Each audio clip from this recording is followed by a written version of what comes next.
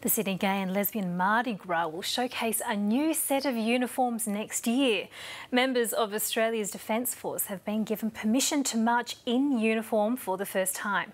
For more, we're joined now by the spokesman for the Australian Coalition for Equality, Rod Swift. Good morning to you, Rod Swift. Thank you for joining us on Weekend Breakfast. And Thanks very much, Miriam. If I could just begin by asking you, what do you think has prompted this decision now, when I understand that applications for this particular move have been made for, I think, the last 15 years? Well, I think what's happened is that there's a change in culture that's occurring inside the Defence Forces, one that has sort of culminated now 20 years on after people were allowed to serve openly in the military in Australia. Of course, people served in the closet for many years before that. But I think that the changes to laws a couple of years ago by the federal government has helped precipitated some cultural change, and coming off the back of some more difficult things for Defence to deal with, including a case of Facebook abuse of a couple of gay service personnel. I think it's about the Defence Forces taking the lead about creating a much better corporate culture to keep their effective employees happy.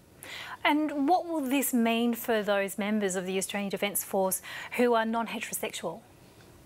Well, it means for them they can feel included, and we know that corporate culture is really important, and Defence is trying to adopt the same sorts of best practices that other large corporations and employers in Australia are doing, and that is by including their workforce and making sure that their workforce is happy and healthy as well, but also included. And that sense of inclusion leads to a greater deal of morale, a greater deal of teamwork, and that level of sort of inclusion is only beneficial to people who might be of a diverse sexuality or gender identity in the Defence Forces. So I think it's a really good move by Defence. I know that the Air Force, for example, has rolled out a diversity handbook to their employees to make sure that they're improving their culture, and I think that cultural change is something that is, as I said, beneficial for Defence and can only improve the cohesiveness of our Defence Forces.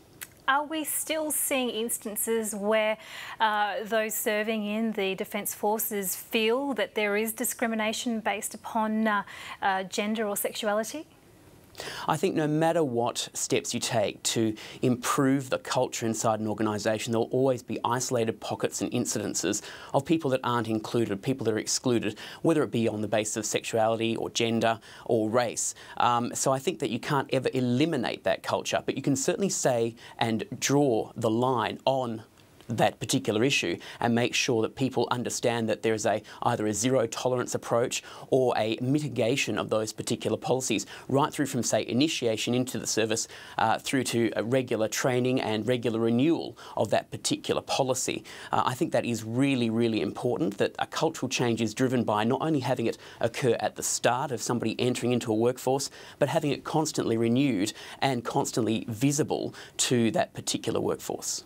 Do you think that in terms of the Defence Forces that there is a significant difference in culture from, say, the society more broadly in Australia? No, I don't think there is anymore. There used to be, and there has been pockets of difficulty in getting that change occurring. But now that the chiefs of the Defence Force have taken this decision to allow people to openly march, and let's face it, these people in the Defence Force are proud of their uniform. They're also proud of who they are, and that means that they will now be able to show that particular pride in both their service and their identity in an event. And for those who aren't comfortable, they'll still be able to march as part of the deathless contingency out of uniform, including family and friends. And from at least my experiences in Mardi Gras, I know that there are a number of straight allies that would proudly march in uniform to be alongside their colleagues. So it's going to be, I think, a fantastic thing this coming Mardi Gras season to see these soldiers march and these Air Force and Navy crew march in the Defence Forces personnel and their uniform, which they, as I said, represent proudly in that Mardi Gras event, and make sure that their visibility is seen, just like when we see police and fire brigade officers walking down the street of Oxford Street in Sydney. Something to look forward to for next Mardi Gras. Rod Swift from the Coalition for Equality, thank you so much for joining us. Thanks very much.